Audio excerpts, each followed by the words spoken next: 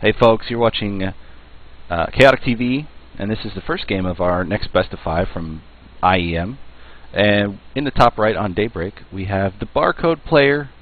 He's not really barcoding. He is Ro12 Esports, one of the brother players. He is Lucifron, excuse me. And his opponent's finally across from him on Daybreak, the Blue Terran player from Team Empire. This is Katowice. Alright, now I've figured out how to actually pronounce the Polish city that this tournament is being held in. It's Katowice, which is Katowice. I get it. Yeah. So it's spelled Katowice, but it's Katowice, and probably looks a little different in the actual Polish spelling. But anyway, we have Lucifron here, pretty well-known Terran since he and his brother jumped on the scene in the BWC series. His brother is Vortex, the Zerg player. They are Spanish in origin, and they're pretty big European players. And Katowice is a pretty damn big Ukrainian player. So yeah, Lucifron really kind of stormed his way onto the scene when he first started playing. He was just this really unknown, super young player. I think he was like 15 years old or so when he jumped into the scene, and he made some pretty big waves early on in his career. So got him some notoriety early on. Not a lot of them have done so much since, but with the huge names going around taking international tournaments, all the Korean players, it's not a lot of anyone who's done much other than the Koreans. That being said, they're still really good players. They are indeed great players. We had their match, Vortex and Lucifron, during BWC was cast by Day9 and his brother Tasteless. That's right, the brothers were casting the brothers playing. That would be a really, actually really think Vortex weird casting duo, I think. It was actually pretty interesting to watch. I'm not sure if the VODs are still up on Twitch, but you could probably find them somewhere. It was really interesting to watch as these two brothers, they two generally just swap back and forth who wins what. It's never like one brother is better a player than the other in this constant TVZ that they always meet up. It's very interesting. Now we actually, jumping into the TVT we're watching right now, we see command center before teching for the Ukrainian player, and the Spanish player is going into probably a 1-1-1 before expand.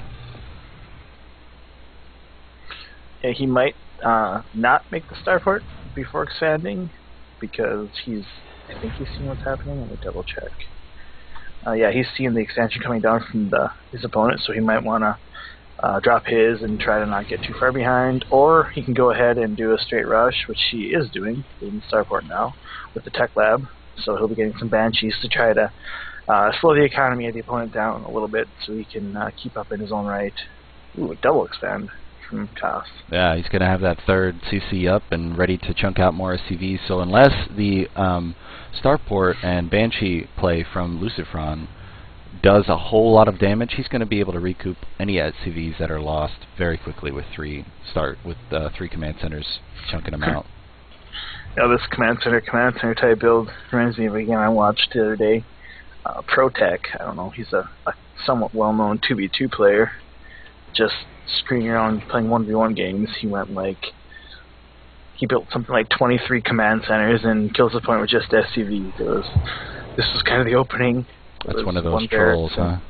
Oh yeah, he was just trolling hardcore. The game before that was, oh my gosh, how can I forget already? Oh, Mothership Rush, that's what it was. He was just queuing as random in 1v1 and playing in like Silver League or something, in which he's obviously way better than. So just trolling people. Like I said, he made like 23 command centers and killed his opponent with just SCVs. He made 4 Marines the whole game in 1 bunker to hold the early pressure, but it was really sad to watch, and I just kind of felt bad. I'm like, make a Banshee. I mean, anything that's in the air and shoots down. But yeah, the craziness you'll see on the ladder it's kind of out there, especially against lower skilled opponents where obviously they're not going to have the quick responses of, oh, he's just making a bazillion SCVs, I should make something in the air, but obviously we're not going to see anything like that here in this pro level play. No, we see the Banshee of Lucifron trying to do as much damage as he can, but Katowice probably expecting this kind of play after he was scouted.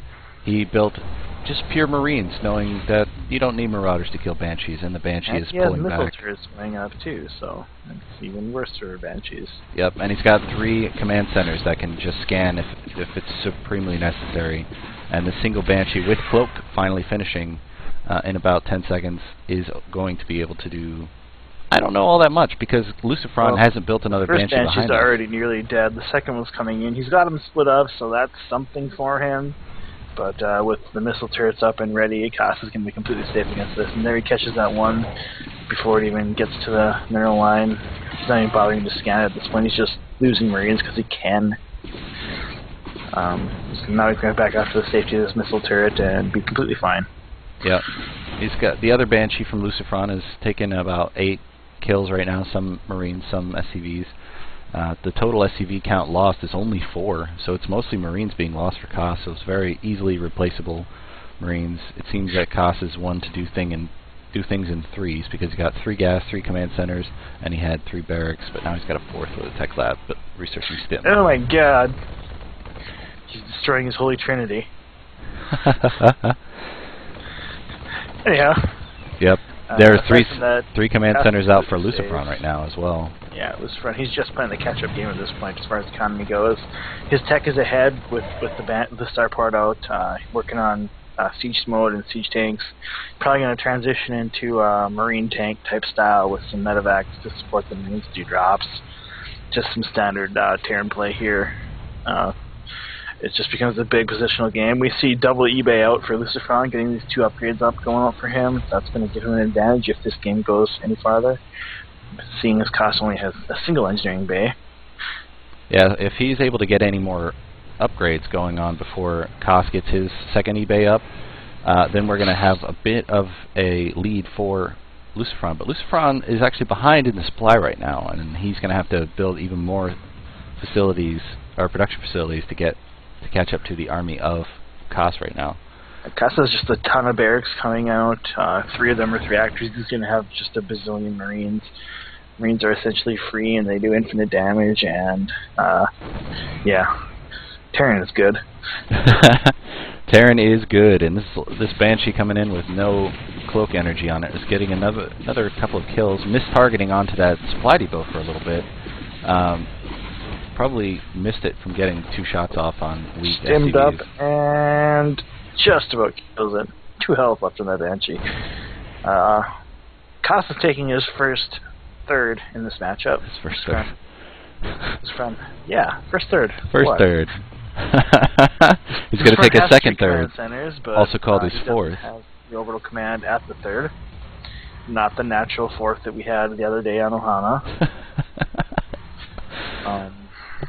That was a completely different situation.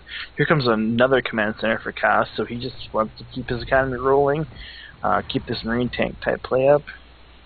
They might even be morphing some into planetary fortresses, which would be kind of decent against this bio army, because that splash damage from those IVX cannons does a pretty good amount of damage, especially if you upgrade high-sec auto-tracking. But it looks like with the second eBay of Lucifron, he'd be the one to upgrade before Katowice would. I think this 4th command center is still going to be an orbital to take his 4th base. If we see any beyond this, they could very well be planetaries. Especially because these next bases that he would take are a little bit out of the way as far as defending goes, so having the planetary fortress there to help with his defense is naturally just this incredible boon to defending a base. Like I said, Terran is pretty good. Yep, both players going for those 2-2 upgrades right now. The combat shield is also being researched. These players are pretty much, they ended up at about the same place even without that Banshee harass. But Katowice is so far ahead in the supply count right now. He has got 70 SCVs and plenty of command centers to complete the muling. And taking his 4th right now, he's going to be able to jump even further ahead, since Lucifron is supply capped right now.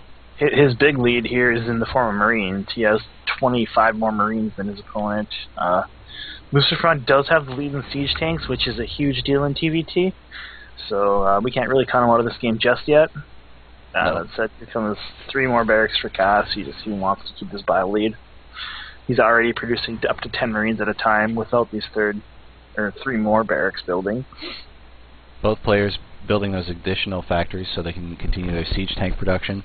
2 more already out for Koss, so he's already going to be able to catch up in that siege tank production very quickly. Lucifron's building his 2nd factory right now, so he doesn't actually have a 3rd coming out, I don't think. But the big push at the 3rd base of Lucifron is able to knock out a number of SCVs and even kill these mules, which were selected somehow. Attack mules. One of the medevacs being taken out by an auto turret, and finally getting cleaned up. Surrounded.